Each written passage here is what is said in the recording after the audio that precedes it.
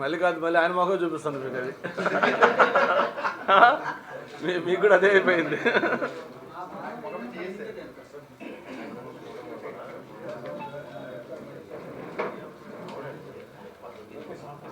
ఇప్పుడు విశాఖపట్నం సంబంధించి మీకు గతంలో కూడా చూపించాను నేను. మొత్తం విశాఖపట్నంలో ఉన్న ఆస్తులన్నీ కూడా ఏ విధంగా మొత్తం తాకట్టు పెట్టాడు, మొత్తం ఏ ఇన్స్టిట్యూట్ అంటే ఏ బిల్డింగు తాకట్టు పెట్టాడు కూడా ఇవన్నీ ఒక్కసారి చూడాల్సిన అవసరం ఉంది.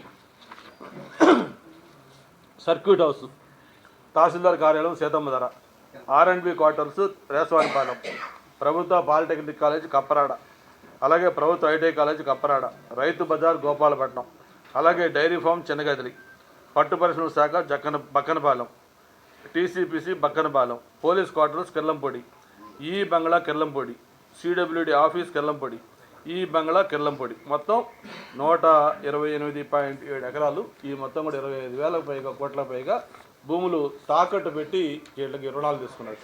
అంటే ఇది పెద్ద ఆశ్చర్యం కాదు. చివరికి సెక్రటేరియట్ తాకట్టు పెట్టి రుణం తీసుకున్న తర్వాత ఈ పెట్టడం పెద్ద మన ఆశ్చర్యం కాదు. అంతేకాకుండా సిగ్గు లేకుండా మళ్ళీ వాళ్ళ మంత్రులు అంటున్నా ఉన్నారు, ప్రభుత్వం తాకట్టు పెట్టకుండా రుణాలు ఇస్తారని చెప్పారు.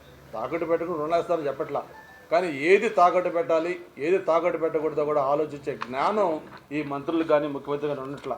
చివరికి సెక్రటేరియట్ తాకట్టు పెడుతున్నామంటే ఈ ప్రభుత్వం యొక్క ఇమేజ్ బయట ఏమనుకుంటారో అది కూడా ఆలోచించుకోకుండా దాని మీద మాట్లాడుతున్న పరిస్థితి అందరం కూడా అర్థం చేసుకోవాలి. జగన్మోహన్ రెడ్డి గారు, మీరు ఎన్ని కుప్పిగంతులు వేసినా, మీరు ఎన్ని మాటలు చెప్పినా మీకు ఈ రాష్ట్రంతో రుణం తీరిపోయింది.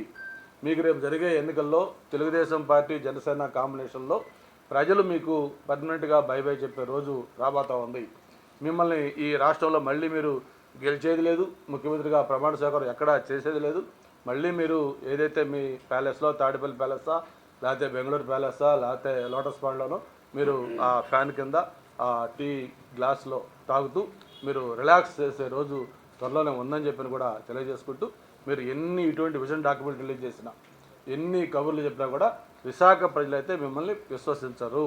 మిమ్మల్ని పర్మనెంట్గా ఈ విశాఖ ప్రజలు మిమ్మల్ని క్షేత్రించుకున్నారు. ఆల్రెడీ మీ అమ్మ ఎలక్షన్ల ద్వారా నిరూపించారు, మొన్న ఎలక్షన్లో నిరూపించారు, మొన్న ఎమ్మెల్సీ ఎన్నికల్లో నిరూపించారు, రేపు జరిగే ఎన్నికల్లో కూడా మళ్ళీ నిరూపించబోతా ఉన్నారు.